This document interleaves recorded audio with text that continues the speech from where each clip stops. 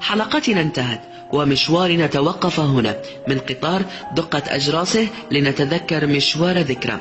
شكرا لكل فريق العمل، شكرا لكريستينا التي قامت بكل التسجيلات، ولك تحية خاصة مني لك على هذه المجهودات الرائعة. شكرا لفن المكساج والموزع الصوتي نجيب بن زبلح من ليبيا. شكرا لعاطف الفحصي من تونس.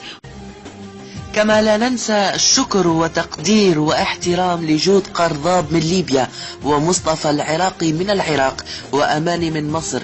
وتحية للشاعر الليبي القدير عمر رمضان على القصيدة التي كتبها في حق ذكرى. أيضا لا ننسى الشكر والتقدير لمدير أعمال الراحلة ذكرى حسام خليل، وأيضا شكر خاص لمنير الغضاب وسوشة.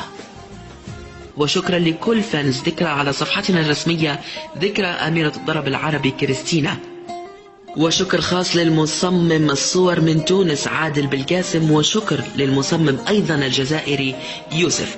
أما عني أشكركم جميعا على حسن المتابعة والاستماع من ليبيا، وتحديدا من مدينة الغالية بنغازي.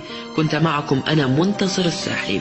فقط كلمة أوجهها لروح ذكرى، فأنا أستسمحك عذرا ونيابة على كل فريق العمل إن كنا قصرنا أو خذلتنا الذاكرة. ذكرى أنت رائعة، ذكرى أنت جميلة، أنت كما أنت في ذاكرتنا البسيطة. لنختم حلقتنا هذه وكلنا ألم بذكرى رحيلك عنا 11، فستبقين ذكرى لذكرى. عقد فل أهديه أول حاجة لإخواتي في تونس، وأقول لهم يا رب كل سنينهم فل في فل.